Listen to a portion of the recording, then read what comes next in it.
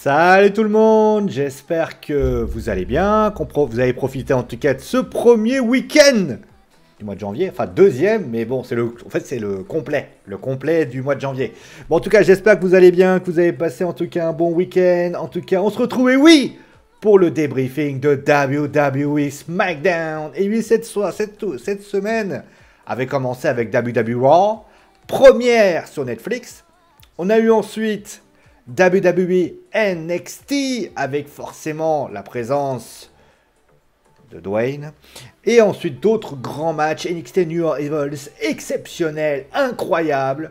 Est-ce qu'on va faire la passe de 3 avec WWE SmackDown? C'est tout ce qu'on va essayer de savoir pour ainsi dire. J'en profite d'ailleurs pour vous dire que oui, il n'y a pas de AEW pour le moment, ça viendra peut-être. Mais pour l'instant, je me contente de la WWE. Ça viendra au fil du temps. Ne brûlons pas les étapes. Allez, on commence tout de suite avec, eh bien, beaucoup de choses. On voit notamment une Chelsea Green très heureuse, Cody Rhodes qui souffre, Bayley qui lève les bras. Que s'est-il passé durant ce show de WWE SmackDown? C'est tout ce que nous allons essayer de savoir. Et donc, on va commencer avec le début de show, puisque c'est ce qui s'est passé au début.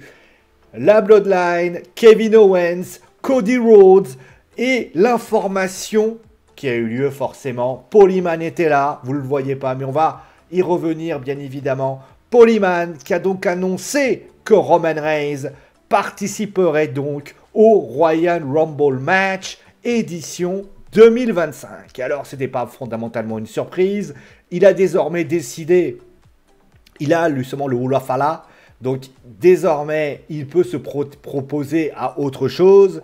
Et finalement, eh bien, il s'annonce donc dans le Royal Rumble match, pour ainsi dire. C'est pas une surprise en soi. Je vais pas trop épiloguer là-dessus parce que pour moi, ça restait globalement assez anecdotique. Mais ce qui, pour moi, a été surtout constaté, c'est que Kevin Owens est venu. Très bon speech de Kevin Owens qui, au final, parle encore vrai, parle encore dur, parle encore très stiff par rapport à ce qui s'est passé. Les deux hommes se sont rentrés dedans, c'est ce qu'on voit justement. Et ça donne finalement un speech. Je me suis dit, bon, ça va faire un segment à la con avec finalement un Kevin Owens un Cody Rhodes qui va juste dire à la manière de ce qui pourrait arriver. Un Cody Rhodes qui dira, je serai là pour pouvoir... Non, Kevin Owens est venu. Il a tout simplement parlé. Il n'a pas vraiment eu le temps de parler. Il a dit, voilà... Kevin Owens a dit notamment, mais putain, mais t'as quand même serré la main du Rock. Mais voilà, tu laisses la Bloodline faire ce que tu veux. T'aurais dû la laisser. C'est quand même assez fort. Et honnêtement, moi, la bagarre a été faite. Par la suite, Jacob Fatu et Tama Tonga sont apparus derrière Paul Heyman. Jimmy Uso est venu. Et par la suite, eh bien, Cody Rhodes est revenu pour s'en prendre à Tama Tonga et Jacob Fatu. Donc, segment très bon, honnêtement, sympa, rigolo. Franchement, j'ai passé un excellent moment. Grâce à Kevin Owens, qui a passé vraiment un super truc, pour ainsi dire. Kevin Owens qui, à WWE SmackDown, est en train de devenir vraiment l'un des meilleurs heels micro du show. Voilà, pour toute la WWE, ça reste encore à discuter. Mais en tout cas, moi, j'ai beaucoup apprécié, pour ainsi dire. Voilà. Ensuite, on a eu ça. Alors, on va en parler tout de suite. Donc, il y a eu LA Knight qui faisait face à Shinsuke Nakamura. La Bloodline est intervenue, donc causant la disqualification de LA Knight. Et donc, par la suite, eh bien, Cody Rhodes et Jimmy Uso sont intervenus et ont fait enfuir ce qui a donné notamment le main event, puisque le main event, eh bien, a été donc le match par équipe, Cody-Jimmy contre, eh bien... oh merde, j'ai oublié son nom. Contre Jacob Fatu et Tama Tonga. Déjà, il faudra qu'on m'explique où est Tanga Loa. Alors, je vais quand même m'intéresser à lui parce qu'il n'était pas là à WWE Raw. Il n'est pas là non plus. Est-ce qu'il est blessé? Est-ce qu'il s'est blessé? J'ai pas le souvenir. J'ai pas d'informations. Tangaloa qui n'est pas là. Alors, a priori, il souffrirait de diverses blessures. Ah oui, d'accord. Tangaloa qui est blessé. Autant pour moi, je ne m'en rappelais plus. Oui, c'est vrai qu'il avait été blessé au War Games.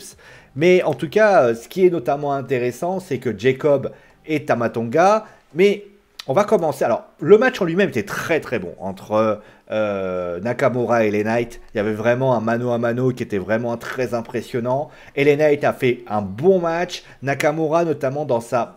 On le sait, c'est un gars, c'est un lutteur très stiff. On l'a ressenti justement dans son approche de la rencontre. Et notamment, ça a été extrêmement puissant. Les coups étaient durs, les coups étaient puissants. Mais je vais mettre un bémol. Alors, pour expliquer pourquoi il y a eu cette attaque justement sur LA Knight, il faut savoir que les officiels de la WWE n'arrivaient pas à virer Jacob Fatu et Tama Tonga. Je vais jamais réussir à m'en souvenir de ces deux-là, je ne sais pas pourquoi. Et il s'avère que LA Knight est venu, a balancé les deux et a fermé la porte en disant voilà, c'est réglé, tout simplement. Et par la suite, il y a eu donc le match entre LA Knight et Nakamura. Les deux sont arrivés dans le public et s'en sont pris donc à LA Knight pour ainsi dire. Et notamment, il y a eu un match qui a été officialisé entre Cody Rhodes, Jimmy Uso contre Tama Tonga et Jacob Fatu, qui est notamment le prochain match qui est ici. Mais on va parler notamment de ce qui s'est passé entre Kevin Owens et Cody Rhodes. Moi, la question que je me pose, déjà, vous avez eu envie de mettre... En fait, vous avez décidé que Kevin Owens, aujourd'hui, n'allait pas défier Cody Rhodes directement, en match. L'idée, pourquoi pas? Pourquoi pas? Mais en fait, le problème, c'est qu'en faisant ce que vous avez fait là, pourquoi? En fait, la question qu'il faut se poser, c'est, vous ne voulez pas qu'il intervienne, mais il intervient malgré tout à Raw, puisque Kevin Owens intervient pour coûter le match, pour avoir failli coûter le match à Roman Reigns. Et ça aurait pu passer, puisque ça s'est passé comme ça. La question que je me pose, encore une fois, dites-moi en commentaire ce que vous en pensez, qu'est-ce qui aurait été un problème d'avoir un match à 6? On aurait pu avoir un combat avec LA Knight qui se fait tabasser lors de son match pour le titre américain, et par la suite, Cody annonce LA Knight, Jimmy Uso et Cody Rhodes contre la Bloodline, donc featuring Kevin Owens. Et si vous voulez pas que les deux se frappent dessus, pour ainsi dire, c'est pas compliqué. Vous savez ce que vous faites. C'est aussi, vous savez, c'est tout à fait simple. Vous faites un truc simple. Vous prenez Kevin Owens et Cody Rhodes, vous les mettez sur le ring d'un côté, Kevin Owens balance une patate, à un moment donné, ça part en couille, les deux se tapent dessus, se cassent en dehors, et au final, ça fait un match par équipe à deux contre deux, pardon, j'ai cliqué sur la souris. Mais voilà, et tout le monde aurait été là à dire, ah ouais, c'est pas tant, ouais, c'est vrai. Parce que là, ce que vous faites, vous mettez en place une stratégie qui est plutôt bonne, mais vous ne, à aucun moment, vous mettez... Surtout que c'est un match de l'échelle. Où sont les échelles? Ils se sont fracassés sur une table. Vous voyez ce que je veux dire? Moi, je pars du principe... Oh, il y a un biscuit, là. Bon, le gaspillage, c'est pas drôle. Mais en tout cas, voilà. Moi, je pars du principe que, pour ma part, j'aurais préféré que la WWE mette un match à 6... et qu'au final, ça fasse un match à 4. Là, vous êtes... En fait, vous avez... En fait, le problème... Alors, attention, les gens vont dire, ah, ben voilà, il chipote. Certainement. Mais c'est mon devoir de chipoter. Mais même si on ne parle pas de chipotage, est-ce que vous ne pensez pas qu'à un moment donné, à force de voir Kevin Owens tourner autour de l'arena, parce qu'il fait que ça, avec un Cody Rhodes qui est toujours à côté... et qui ne veulent pas se fighter, surtout que, pour information, ils se sont déjà fightés. Il n'y aurait pas eu ce fight déjà. Je vous dirais, oui, mais il y a déjà eu. S'il y a déjà eu, pourquoi ne pas le faire?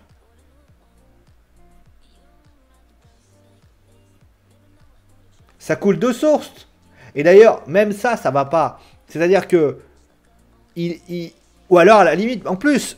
Tu vois tellement Kevin Owens, il a l'air d'être complètement en mode anti-Roman Reigns, donc il est avec la Bloodline. Ça aurait suffi. Cody Rhodes passe son temps à traîner autour d'eux aussi.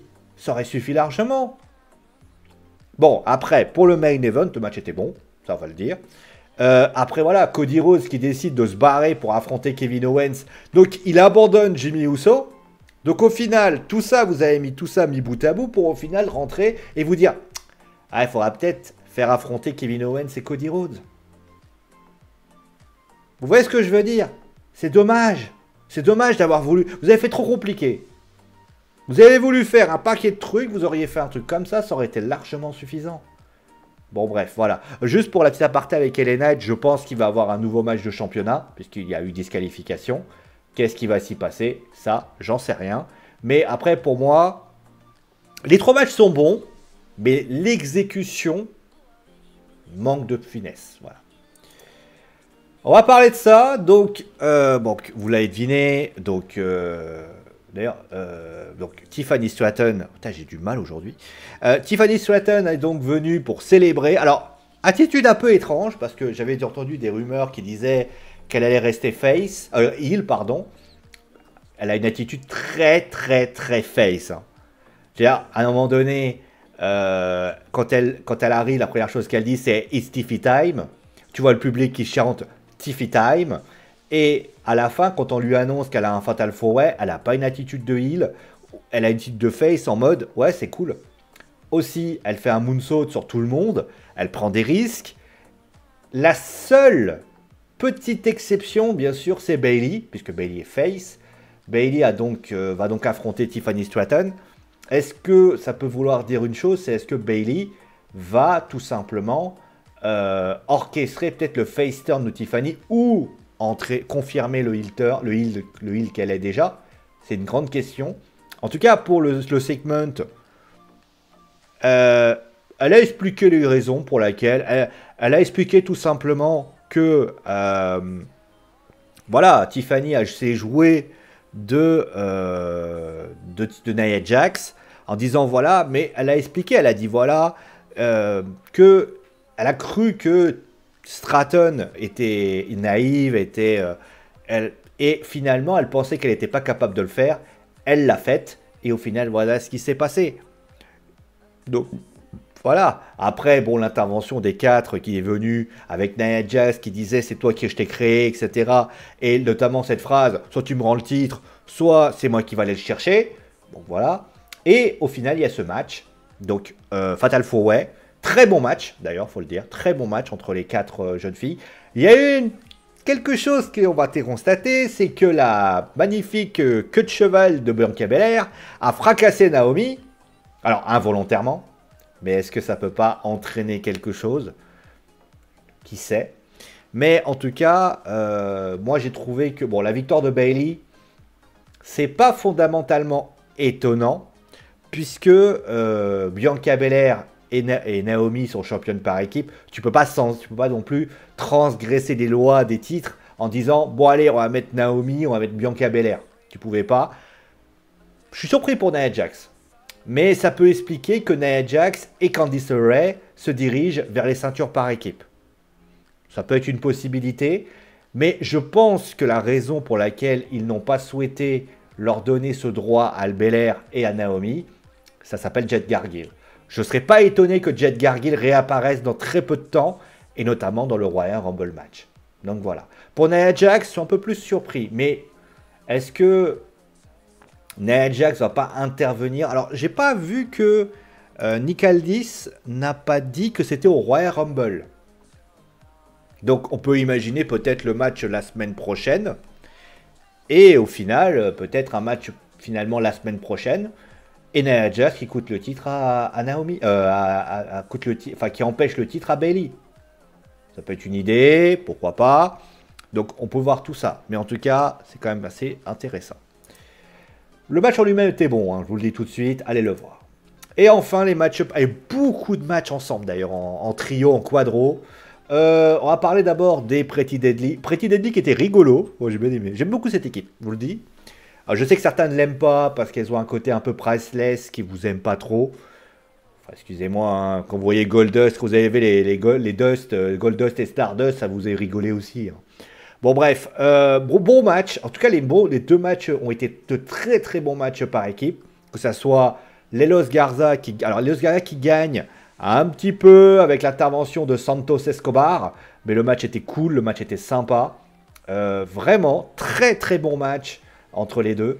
Et les MCMJ contre les 8 Down Under. Très bon match aussi.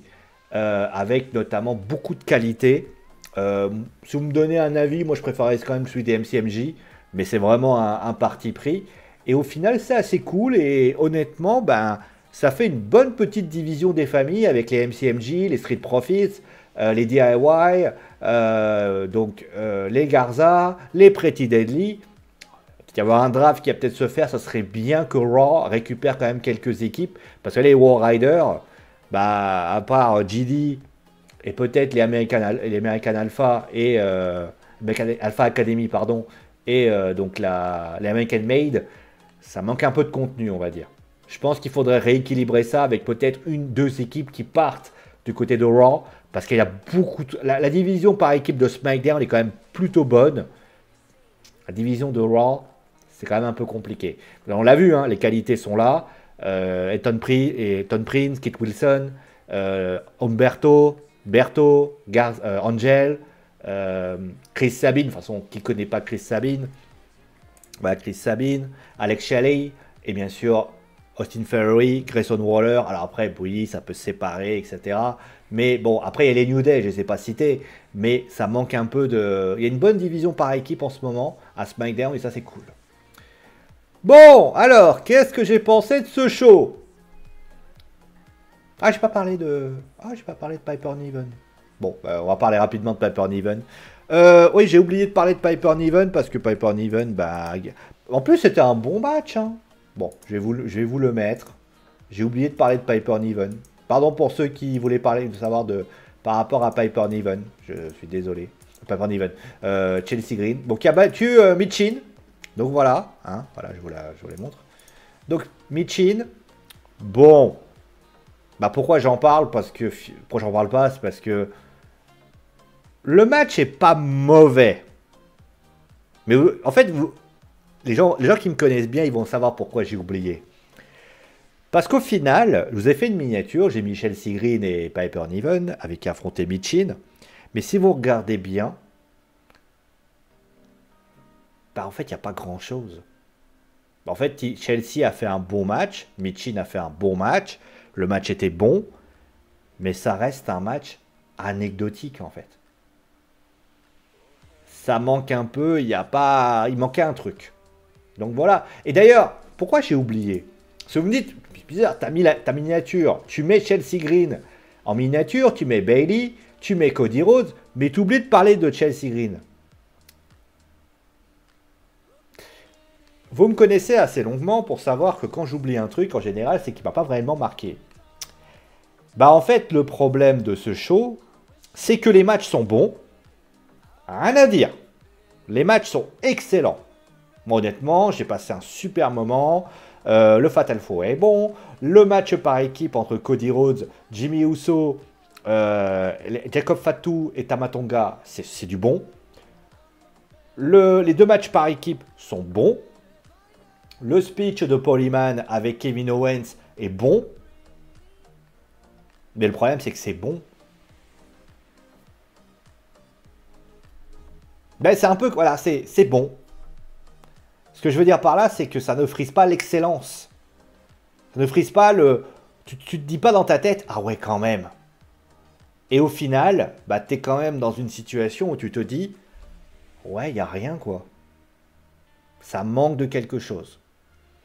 C'est dommage. Je pense que la WWE n'a pas su proposer une qualité qui n'a pas été... Ils avaient des idées. Les histoires que je vous ai racontées avec les trois... On a trop de fils rouges déjà. On a trop de fils rouges. Putain, on a un fil rouge qui part du début, au milieu et à la fin. Les gars, à un moment donné, moi je veux bien. Mais les fils rouges, c'est intéressant. Mais ça ne va pas te donner le smile parce que tu fais du fil rouge. Concrètement, c'est ça le plus important. J'ai l'impression que la WWE s'est dit, putain, on a l'impression qu'ils ne savaient pas quoi utiliser, quoi faire. On a l'impression qu'ils étaient un peu paumés dans ce show de 3 heures. Ce qui est étonnant parce qu'il y a 3 heures. Tu as 3 heures, tu dois pouvoir créer un show. Alors, étonnamment, il n'y a pas eu beaucoup de matchs, il n'y a pas beaucoup de segments. Donc les matchs ont duré longtemps. Ça, c'est bien. Alors ça, c'est bien, ça. Mais il faut faire plus. Alors, je suis peut-être trop exigeant, ce qui est certainement le cas. Parce que quand tu vois une qualité comme ça, tu te dis, Ok, ils ont fait un gros morceau. Mais c'est dommage de faire de ce gros morceau un show. Ah, je vais pas dire anecdotique, je suis pas sévère à ce point-là. Mais un show qui pourrait être 40 000 fois mieux. Kevin Owens, il vient pas entre Paul Heyman et Cody Rhodes, ça reste un segment plat. Le match entre Jimmy Uso, le main event, tu mets LA Knight en plus, ça fait quelque chose. Ça fait énormément de choses. Chelsea Green, Michin, ouais, c'est bien, mais ça gâche pas plus. Les matchs par équipe sont bons, mais sans plus. Dommage. C'est pas mauvais. Regardez-le, hein. Alors, plus pour information sur Netflix, si vous le regardez, vous allez vous prendre des pubs. Alors, les pubs, c'est normal, c'est parce que c'est OUC Network, voilà. Parce que c'est la publicité américaine, vous pouvez pas vous déséroger. Il n'y a que Netflix Raw qui passera comme ça, qui passera pas ça. Mais je suis pas conquis. C'est comme ça. Voilà, merci à vous en tout cas d'avoir suivi l'émission. Dites-moi en commentaire, hein, ça se trouve vous avez kiffé le show, vous. Moi en tout cas, moi, je reste un peu sur ma faim. Et ça, c'est un peu gênant. Allez, prenez soin de vos, bisous bien. Ciao tout le monde.